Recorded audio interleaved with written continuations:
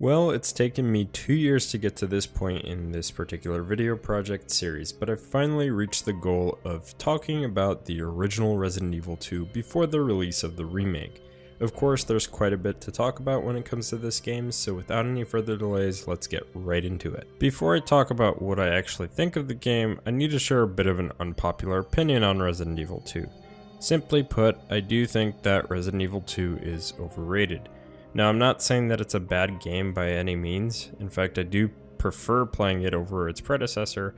However, despite that, I think that it isn't much better than Resident Evil 1 when it comes to strictly gameplay mechanics. And if I'm quite honest, I think that Resident Evil 3 is a bigger improvement and a far better game, but I'll get to that game in a separate video. Anyway, let's begin by talking about the story. Resident Evil 2 begins 2 months after the mansion incident from the original game. Dr. Birkin has successfully developed a new virus known as the G virus, which has surpassed the T virus in almost every way. However, Umbrella sends in a group of elite soldiers to take those samples from Birkin. Long story short, things go wrong and it results in the T-virus outbreak in Raccoon City. From this point, we meet our two main protagonists, Leon S. Kennedy, a rookie cop for the RPD, entering Raccoon City during the outbreak on his first day, and Claire Redfield, a young college student looking for her missing brother, Chris Redfield. Resident Evil 2 takes a step up from its predecessor in the story department. Capcom, realizing that they needed to do something bigger than the last game, decided that the best way to do that was to have the next game take place in a city. Sort of. You see, for those of you that haven't played the original Resident Evil 2, you only go through a very small section of Raccoon City with each character. Most of your time will actually be spent within the Raccoon City Police Department and the underground labs. However, that's not to say that it isn't a step up in any way. Unlike Resident Evil 1, the story focuses more on the mystery of each area our main protagonists go through. Without giving away too many spoilers for people who've never played the original, there's also more of a focus on some of the side characters we meet throughout the game. This means that there's more interactions and cutscenes which add more to the experience of Resident Evil 2. This was a good change since, again, we get more of something that the original had a lack of. Granted, I don't mind having things like notes and visual cues to give us small bits and pieces of what happened before our character's arrival, but I do think that having some sort of character interaction is a very good thing. I can't find that as a bad thing in a game like this. This is just one of the few things you'll actually hear me praise for this game. If I had to make any complaints about the story, well, it would be the lack of multiple endings like its predecessor. I just love the idea of seeing alternate endings where maybe our heroes didn't actually succeed. Of course, these endings don't necessarily have to be canon, but it would be nice to see something that doesn't necessarily end the way that it's supposed to, or the way that we would like to see it end. To make up for this, however, Capcom instead added a total of 4 scenarios: Leon A, Claire B, Claire A, and Leon B. So there's some incentive to replay through the game on multiple playthroughs despite the game ending the same way every single time. I think I've talked quite enough about the story, so let's get into the voice acting and cutscenes. Let me start off with the cutscenes. Another improvement over the original is that there's no live action cutscenes in the game. So this means that there's a handful of CG scenes that, despite not having aged well, they convey a much better point when it comes to the tone of the game. So essentially we won't be seeing scenes like this.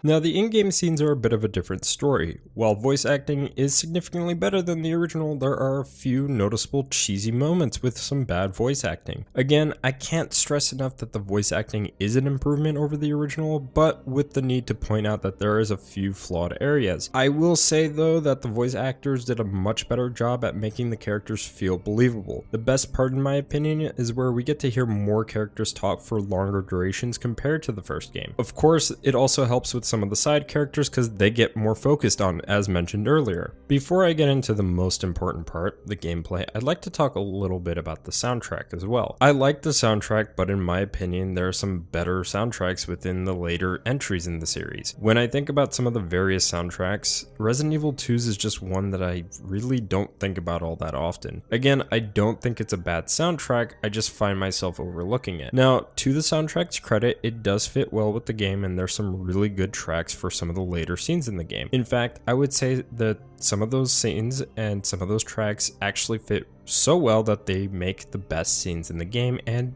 possibly even the series. However, it's just one that I don't personally want to rank as the overall best or flat out the best of any game ever made within Resident Evil's franchise. I just don't think that it's that great. But I digress. In some regards, I do prefer the original Resident Evil soundtrack over 2's, but that's mostly due to personal opinion of it being a more memorable soundtrack by comparison. Before I move on, I think I should show a few tracks that I find to be the best, or just particularly ones that I don't mind or I actually do like quite a bit. I think that's enough of that, so let's get into the gameplay side of things. Resident Evil 2 does very little as far as improvement is concerned, however, this somewhat works in the game's favor. Allow me to explain. This is somewhat of a case of, if it's not broken, don't fix it, because outside of a few changes and new additions, it plays almost identical to its predecessor. Again, this is somewhat that works for this game's favor. From a control perspective, Resident Evil 2 makes the characters easier to maneuver throughout the game, and this is actually a good thing because if you've seen my previous video, I was not a fan of the movement speed in Resident Evil 1, so I'm glad that this was addressed in some way for Resident Evil 2. Speaking of things that have been addressed in this game, I don't think I talked about this in the video for Resident Evil 1, but there was actually no indication for character health status outside of the main menu. Of course, in Resident Evil 2, this has been addressed because now you can actually see by the character's change in stances and movement how their health is. If they're starting to hold on to their stomach, move a little slower, limping even, that's when you know you need to heal because your character is not on the fine status. They actually have a physical indication as to if your character is damaged or not, which I think is a very good and welcomed addition. Another really welcomed addition to this game is the option to turn on auto aiming via control type C. It's a really good thing considering that manual aiming in a game like this can be a real pain in the ass sometimes, especially when you aren't able to see what's in front of you. To explain in some detail for those of you that might not be aware of how this works, essentially you just aim with R1 still, but what happens is that the character that you're playing as will automatically aim their weapon at the closest enemy to them. Once that enemy falls down or is killed, you can either manually turn to the next enemy, let go of the aim button and aim again to pivot to the next one, or the best solution, click on L1 and you will automatically switch to the enemy that's closest to you. So you still pivot, kind of like letting go and re-aiming. But it is a very great addition. This feature really helps out in taking care of specific enemies, but in rare cases it can actually cause more damage than actually good. I've had instances where it will actually pivot me to the wrong enemy and cause me some issues in a really close encounter. So this can really throw some things off. Moving on, we have another new addition, and that being weapon upgrades in the form of weapon parts. These are exclusive to Leon only, unfortunately, but despite that, they're a really nice addition. This gives the player a chance to have some more reliable weapons against enemies that they encounter, with things like more accuracy, increased firepower, and changes in fire rate. And since we're on the subject of weapons, if you've never played the original Resident Evil 2, you'll be pleased to know that there's actually a change in weapon variety. The original Resident Evil, without counting post-game unlocks, only had 6 weapons, although that would go up to 7 if you included the flamethrower in Chris's segment. In that game, pretty much both characters had the same types of loadouts. However, in Resident Evil 2, each character has a different handgun. Leon exclusively gets a magnum and shotgun, while Claire exclusively gets a bowgun and grenade launcher. The rocket launcher is scenario specific, and there's also 3 special weapons that you can find throughout the game. 2 of these weapons happen to be very character specific, while the last one deals with a new mechanic that tests the waters for something a little more innovative. Before I get into that new mechanic, let's talk about some of the special weapons first. The first weapon, which is for Leon, should be self-explanatory because it's a flamethrower, whilst the other one is drastically different. This second weapon is only known as the spark shot. Imagine a very oversized taser that's specifically made to kill zombies. That's essentially what Claire has. Lastly, the submachine gun, which is tied to this new mechanic known as the zapping mechanic. The zapping mechanic, whilst not heavily explored within Resident Evil 2, is definitely the most innovative within the game. Essentially, the way that it works is that, say for example, you decide to play as Leon in the A scenario and then pick up the submachine gun or side pack. Well, when you go back into the B scenario, you'll notice that one, if not both of the items end up being gone when you play as Claire. I really like this sense of trying to make a crucial decision that will make some kind of impact for the other character when you play.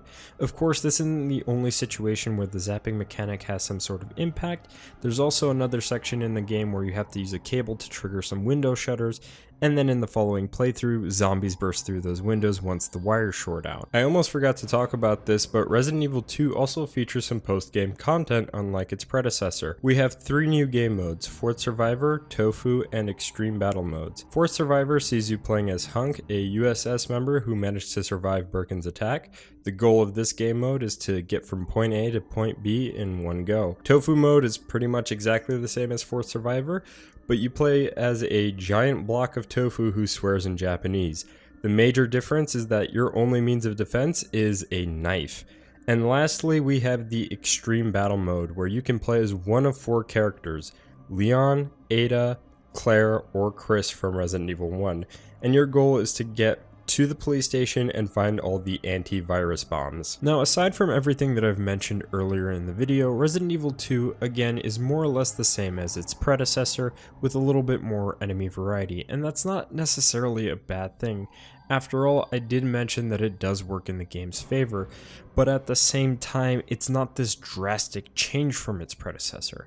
I think that because of the amount of hype that Resident Evil 2 has gotten over the years, people have just given it somewhat of a pass when it comes to critiquing the game. They put this game on such high standards, similarly to how they do that with Shinji Mikami, and act as if it's almost flawless in every single way. And with the praise that I do give Resident Evil 2, I don't want to make it seem as if I'm trying to discredit the game for any of the achievements that it's earned or any of the improvements that it's implemented within the game. However, I think it's very important that people look at this game very reasonably, as if it were like any other game.